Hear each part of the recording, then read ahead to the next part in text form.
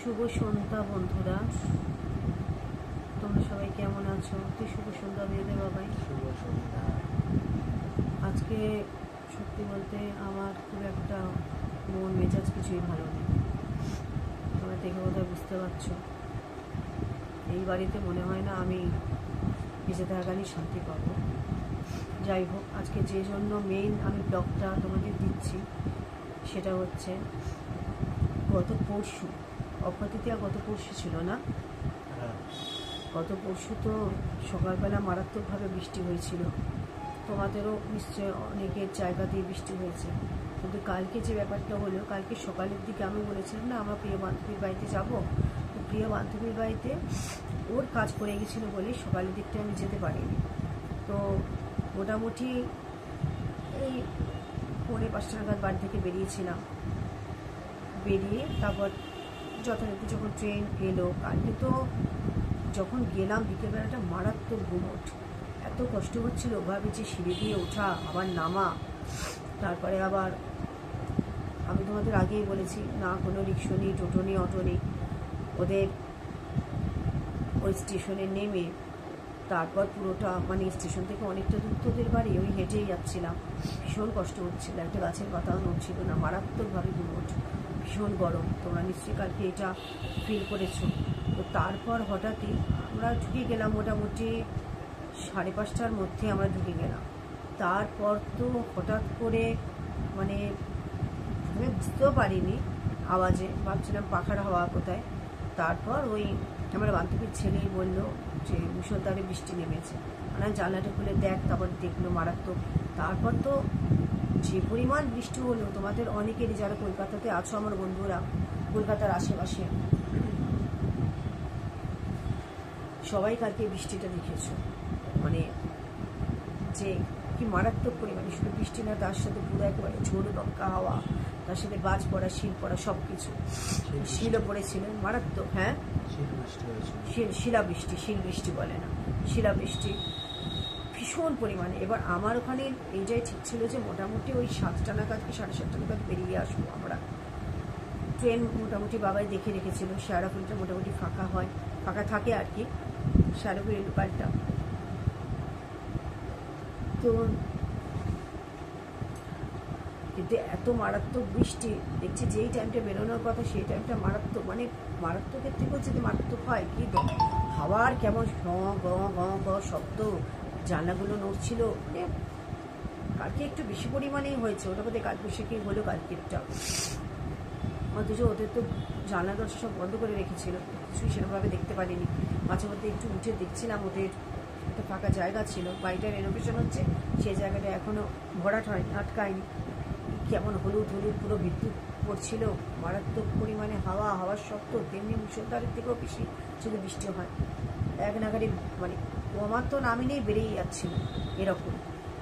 তো আমার বান্ধবী তো প্রথম থেকেই শুরু করেছে, তুমি থাকো, আজকে রাতটা থাকো, আটটা না। এবার রাতটা দেখো থাকলেই হয়, কিন্তু থাকলে এইদিকে আবার কি শুরু হবে সেটা তো জানি না। কেননা সত্যি কথা বলতে এটাই যে যতক্ষণ বাড়ির বাইরে কালকে ছিলাম অনেক শান্তিতে ছিলাম, অনেক ভালো ছিলাম। সত্যি কথা, বাড়িতে এলেই তো এই অবস্থা, একটু যে শান্তি পাই রিল করে তোমাদের সাথে কথা বলে, সেইটারও তো আজকে জল ঢেলে দিল। যাই হোক, এবার যথারীতি ওখানে তো বান্ধবী বারবারই বলছিল, যেটা তোমাদের বললাম, থাকতে বাবাই ওখানে একটা আপত্তি করছিল থাকার জন্য। কিন্তু তারপরে আমি বললাম তোর বাবাকে ফোন কর, ও ফোন করলো ওর বাবাকে। তা ওর বাবা ফোন করে প্রথমে আমাকে বললো অবস্থার ব্যবস্থা করো। সেই কথাটা শোনার পর একটু ভাবলাম যে সত্যি তো এরকমভাবে একটা বৃষ্টি হচ্ছে, তারপর কোথায় কি আটকে যাব আমি আর আমার ছেলে।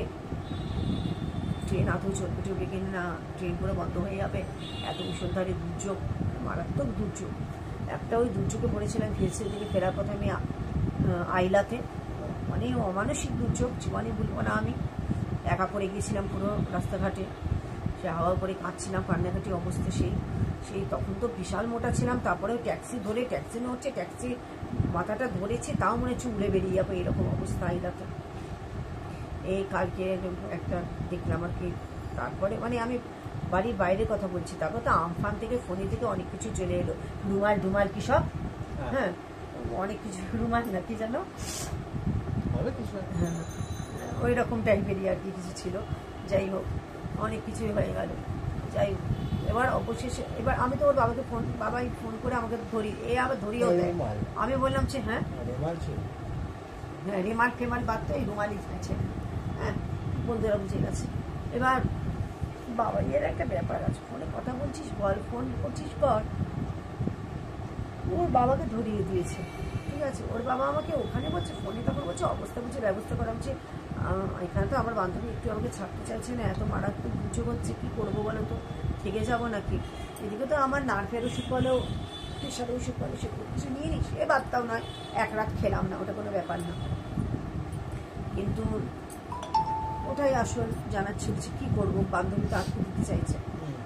তো তখন বলছে অবস্থা বুঝে ব্যবস্থা কর। যখন বাবাই আবার ফোন করলো তখন আমাকে জিজ্ঞেস করছে, রাত্রিবেলা দুধ খাই না আমি আর ছেলে, ও দুধ মুসলে বা দুধ চকোস, আমি দুধ কমপ্লেক্স, এটা তো প্রত্যেক দিনের ব্যাপার, এটাই খাই আমি আর আমার ছেলে। পুরো আমাকে ফোনে কি বলছে বলে তো, তখনও মারাত্মক বুঝে হচ্ছে, একটুখানি কমার নাম নেই দুর্যোগ আর কি। তখন আমাকে ওর বাবা বলছে ফোনের মধ্যে, দুধটাকে জাল দিয়েছো, রাত্রিবেলা যে দুধটা খাবে সেটাকে জাল দিয়ে দেবো। তখন চিন্তা করো, মানে ইন্টারেক্ট ভাবে বুঝিয়ে দিচ্ছে, ভাই তোমরা যেমনভাবেই আসো, সেটা হয়তো মরেও আসো, আমি দুধ জাল দিয়েই রাখছি, তোমরা এখানে এসে দুধ খাও, হ্যাঁ বন্ধুর বাড়ি থাকতে হবে না, কিছুই করতাম না। মানে ঝড়ে যদি আমি আর আমার ছেলে মুড়ে যাই, নর্দমায় চলে যাই, কারেন্ট খাই, তাতে কোনো প্রবলেম নাই, মানে কোনো যেন তেন প্রোগ্রামে এখানে চলে এসো, সকালবেলা চা পাবে কি করে গো, এই হচ্ছে কথা। আমার বান্ধবী তো বলেছিল সকালে চা, ওরা ওঠার আগেই চা তুমি গিয়ে মুখের কাছে ধরতে পারবে, ভুল তুমি থেকে যাও। তো ভীষণ কালকে মন খারাপ হয়ে গেছে, আমি ওই অবস্থায় বেরিয়ে এসেছি, সত্যি কথা বলছি, এত ভয় লাগছিল না কালকে রাস্তাঘাটে এই বাবাটিকে নিয়ে, বাবাইয়ের আবার আমাকে নিয়ে হচ্ছিল, আমি আবার নড়বড় হয়ে গেছি এখন, প্রচণ্ড ভয় লাগে এইসব ব্যাপার স্যাপার, মানে এইরকম দুচোখ ফুচোখ আমার খুব ভয় লাগে এখন, হ্যাঁ। তো যাই হোক, তো তারপরে ওর একটি কথাতে আমি বুঝে গেলাম, তখন আমি বান্ধবীকে বললাম যে দেখো আমার তো সম্ভব নয় থাকা, কিছু মনে করো না, একটুখানি বৃষ্টি কমলেও যদি নাও কমে ওইভাবে চলে যেতে হবে আমাদেরকে। তো অবশেষে মোটামুটি কটা নাগাদ বেরোলাম ওখান থেকে, নটার একটু আগে বেরোলাম, তখন বৃষ্টিটা মোটামুটি পড়ছে, প্রায় কমেই এসেছে তখন বৃষ্টিটা, জানো তো। এবার ওদের ওখান থেকে বেরোলাম, বেরিয়ে তো ওরা তো তারপর থেকে যখন বৃষ্টি হচ্ছে ওরা ছাতার ব্যবস্থা করলো, মানে আমার বান্ধবী আর তার ছেলে। এবার কিছুটা গিয়েই দেখছি মারাত্মক জল, কিছুটা গিয়েই দেখছি। এবার আমার আবার জলে হাঁটতে বড় ভয় লাগে, জানো তো, কোথা থেকে কোন সাপ এসে কামড়ে দেবে, নইলে পায়ে জড়িয়ে পড়বে, আর একটা ব্যাপার আছে কোথায় খানাখন্দ আছে, কোনো টক করে ঢুকে যাবো তার মধ্যে, এটা ম্যান হলো খোলা থাকতে পক করে ঢুকে যাবো, জীবনের মধ্যে ঢুকে যাবো, উঠবো না। আর একটা ভয় লাগে, জানো তো, ইলেকট্রিক তারটা, আমার খুব ভয় লাগে। তারপর তো ওর বাচ্চাটা, আমার বান্ধবীর বাচ্চাটা স্কুটি বের করলো, আমাকে আমার বান্ধবী বললাম স্কুটি একদম, আর মাথা খারাপ নেই, স্কুটি পারবো না, এলেগুলো একদম পড়ে যাবো পেছন থেকে। বাবাইও দেখছি ওঠার পর হেলেই যাচ্ছে, মাথায় ছাতা নিয়ে। আমরা মাথায় ছাতা নিয়েও পারবে বাবাই? আমার তো কি টেনশন, আমি তো ভাবছি এই এতটা জল এখানেই দেখছি, তখনই মানে প্রায় ওই পায়ের বলে কবজির ওখানটা, আমি তো ওটাই কবজি বলি, অতটা ছাড়িয়ে গেছে জল আর কি। ওর বান্ধবীর ছেলে আর এ তো স্কুটিতে বেরিয়ে গেল, আমি ভাবছি ধস না হয়েছে দুটো ছেলে মিলে, হ্যাঁ কোনো রকমের ছেলে পিঠের ব্যাগটা বুকের সামনে নিয়েছে বাবাই, ছাতাও হাতে একটা এরকম ভাবে ধরেছে হাত, এইভাবে চললো, খুব ভয় পাচ্ছে না। বান্ধবী তখন বললাম ওকে চলো একটা ছাতা নিয়ে তুমি আমি চলে, আমাকে ভালো করে ধরো। আমি কত করে বললাম তুমি যাও বাড়িতে চলে যাও, ছেলেটাকে বলো বাড়িতে চলে যেতে, আমি ঠিক চলে যেতে পারবো ছেলের সাথে, কিছুতেই না। এখানে প্রমাণিত হলো এত ভালো না, মানে হয়তো অন্য কেউ হলে হয়তো বলতেছে ঠিক আছে যাও চলে যাও, রাস্তার একটুখানি এগিয়ে দিত, কত দূর এলো ওই অবস্থায়, নিজেরও শরীর ভালো না, মানে কি বলবো। তারপর তো এগোতে থাকছি, যত এগোতে থাকছি তত ছোট হতে থাকছি, জানো তো, জল তো উঠতে থাকছে, তো আমার তো মারাত্মক ভয়। তারপর ওরা তো স্কুটি নিয়ে অনেকটা এগিয়ে গেছে, আর ওদের যে দোকান আছে বলি না, ওরা যে ব্যবসায়ী ফ্যামিলির দোকান আছে, অত দূর অব্দি যেত, মানে কত মানে পুরো আমি দেখছি কি বলতো আমার হাঁটুর থেকে উপরে জলটা, আর কি অবস্থা, মনে হচ্ছে পা টেনে ধরছে পেছন থেকে কেউ। তার মধ্যে আমি তো আবার এমনি জুতো পরে সেরকম ভাবে যাইনি, আমি তো সেই হাওয়াই জুতোগুলো হয় না, সেই কেমন তোমার ওই কাপড়টা পরে এর মতো যে হাওয়াই জুতোগুলো, সেগুলো পরে তো গেছিলাম। হ্যাঁ, যে ছোট মোটি হয়ে খুলে মুলে যায় জলের মধ্যে। তারপর তো সেই ওড়না সামলাবো কি, ওড়নাও খুলে বেরিয়ে যাচ্ছে। আমি তো এরভাবে চাদরের মধ্যে সবসময় নিই। যা তা অবস্থা আমার তো, মানে একবার ও গড়কাচ্ছে, একবার আমি ওড়কাচ্ছি। মানে কোনোভাবে ঠাকুর ঠাকুর করতে করতে করতে করতে করতে করতে অনেকটা দূর গেলাম। তারপরে বললাম যে দেখো তুমি এখন বাড়ি চলে যাও ছেলেকে নিয়ে। যখন বাবাই আর ওকে ছেলেটাকে দেখতে পেলাম, তুমি বাড়ি চলে যাও এখন। না পুরোটা বলছি পুরোটা যেতে পারবে? না না তোমাদের এগিয়ে দিয়ে বলে খুব চিন্তা করছিল আমার বান্ধবী, বলে এইভাবে তুমি তো আমাদের বাড়িতে একটা রাত থেকে গেলে কি বা ক্ষতি হতো, থাকতে তো পারতে। আমি তো জানি ভাই কি, আরেকজন তো দুধ জাল দিয়ে বসে আছে যে মরে গেলেও এসে দুধ খাবো আর কি, এই ব্যাপার।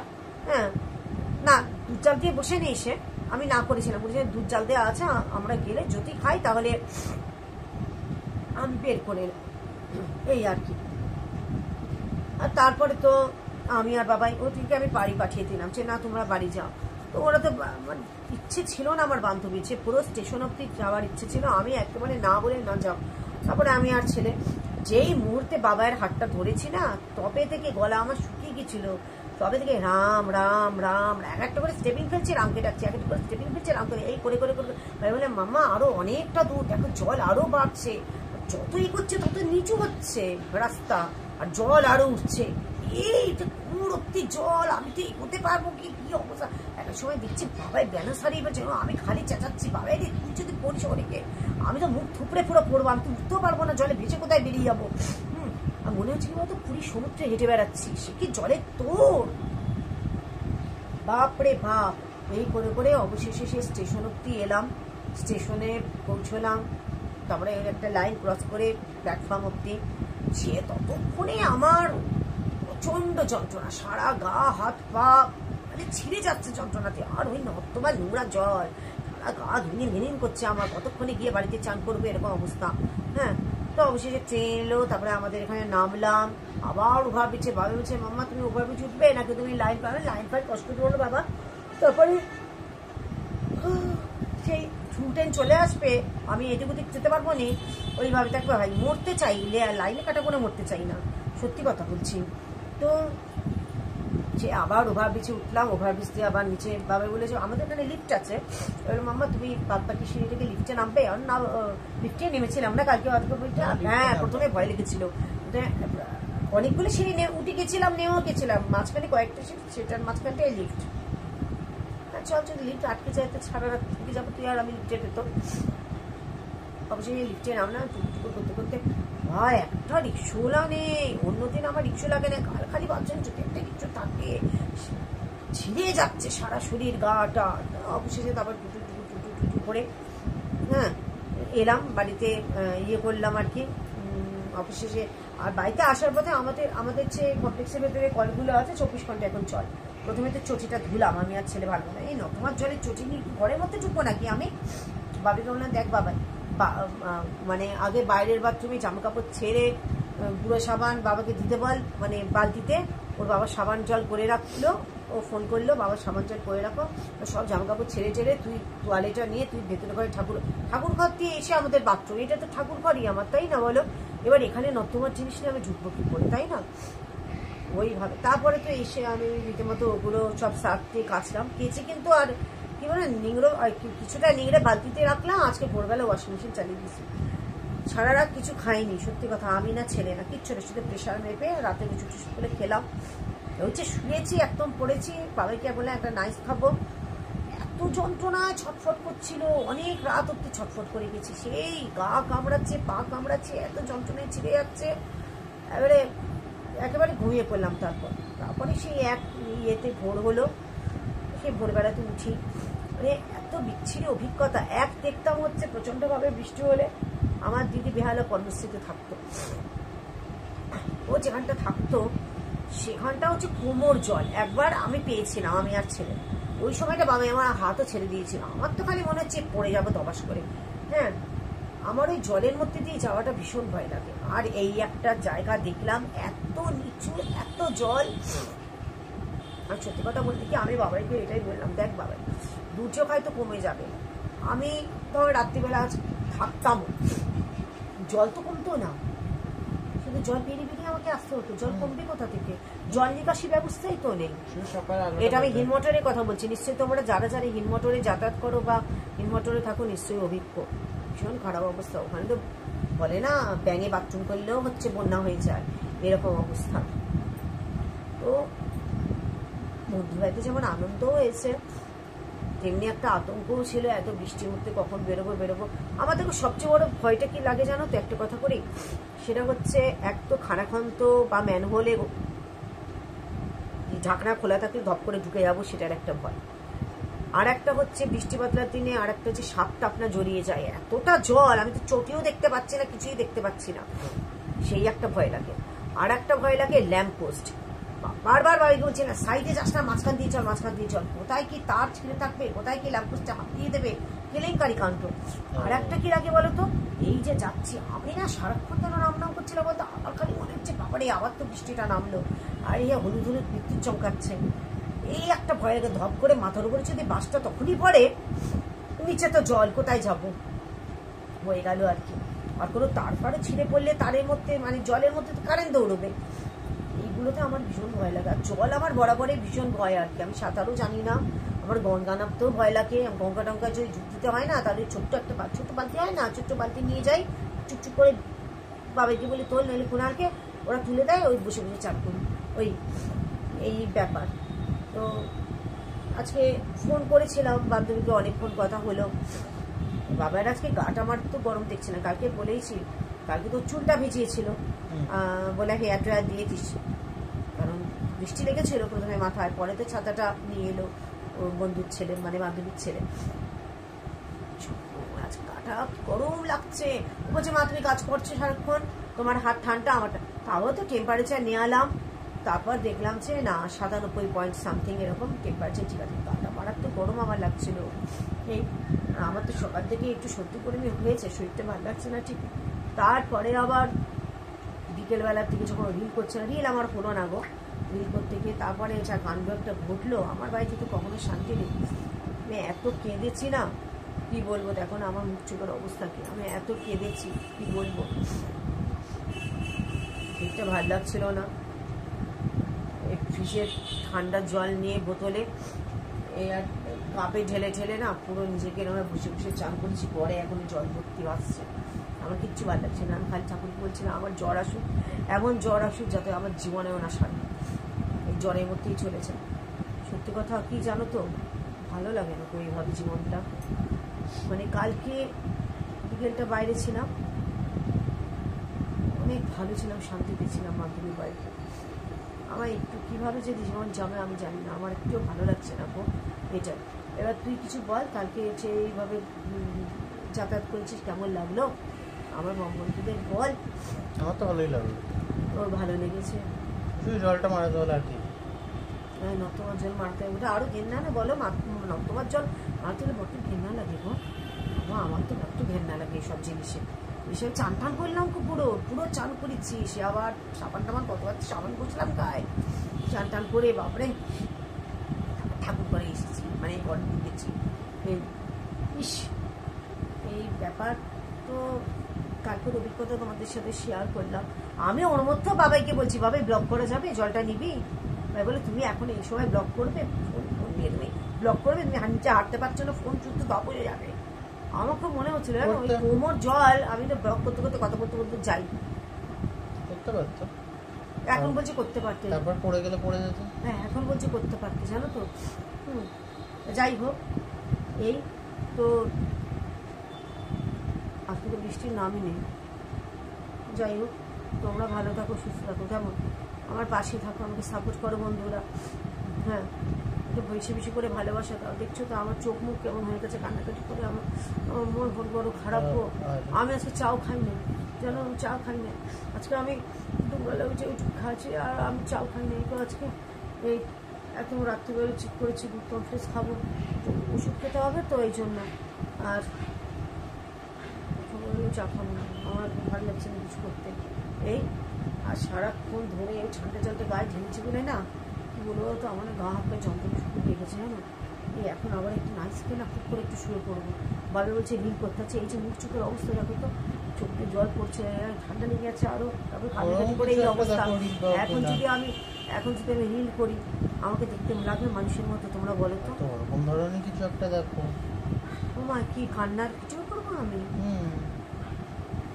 তা মানুষ আনন্দের ভিডিও দেখে, আমি সারাক্ষণ ফানিটা করি জানো তো। আমি হিন্দি সিনেমার গানের এক একটা করি বাজে রোমান্টিক সঙ্গে, কিন্তু বেশিরভাগই দেখি ওটা আমাকে, এবারে আমি অবাক হয়ে গেলাম, এবারে আমার ওটা 1000-এর উপর হয়ে গেছে ভিউজ। আমার তো অবাক হয়ে গেলাম, ওগুলো কেউ দেখতেই চায় না, ফানিগুলোই দেখে। আমার মুখে তো ফানিটাই মনে হয় মানায়। যাই হোক, তো আপাতত আসছি, তোমাদেরকে কালকের অভিজ্ঞতা শেয়ার। বাবা এই জীবনে ভুলবো না কালকের অভিজ্ঞতা। এবার যদি যাই, এবার আমি স্টে করবো। আমি কালকে বলেছিলাম একা যাবো জানো, কারণ আমার কালকে যাওয়ার আগে কি অশান্তি, কি কান্না কাচ্ছি গো আমি। গিয়ে বান্ধবীকে বলেছি, আমি কালকে বলেছি না বাবা তুই আমার সাথে যাস না, মনে মনে ঠিকই করেছিলাম কালকে বেরোবো একা, আমি আর জীবনেও ফিরবো না, আমি ফিরবোই না, কিছু একটা করে বসবো। কাল যদি একা যেতাম তাহলে আমি থেকে যেতাম, আমি একা ওই অবস্থায় আমি আসতে পারতাম না জলডিংয়ে। হ্যাঁ, স্কুটিতেও ভয়তে উঠতে পারছি না, স্কুটি উল্টে যাবে বলে আমার বাড়ে, আবার হাঁটতেও পারছি না, এইরকম অবস্থা। যাই হোক, কালকে ভীষণ বাজে অভিজ্ঞতা হয়েছে অনেক, কিন্তু বন্ধুর সাথে ভালো অভিজ্ঞতা হয়েছে। কি হয়েছে? ওর একটু হাসি দেখলেই আমার মন ভালো হয়ে যায়, এখন ভীষণ ভালো মেয়ে, মিষ্টি, এত ভালো হয়ে যায়। যাই হোক, এই হচ্ছে ব্যাপার। এবার আজকের মতো এখন আসছি, কেমন মারাত্মক অভিজ্ঞতা হয়েছে কালকে। তো তোমরা ভালো থাকো, সুস্থ থাকো। তাই কালকে রাত্রে তো অনেক কিছু হয়েও যেতে পারতো বলো, রাস্তাঘাটে ঝড় নিয়ে যদি বেরোতাম, তাই না? তো তোমরা ভালো থাকো, সুস্থ থাকো। অবশ্যই আমার পাশে থাকো, সাপোর্ট করো, আমার অনেক ভালোবাসা নিও। কেমন আজকের মতো আসছি, কেমন টাটা। বাবাই টাটা দিয়ে বন্ধ করো, পা ব্যথা হচ্ছে, আমি এখন একটা পেইন কিলার খাবো। কেমন টাটা টাটা।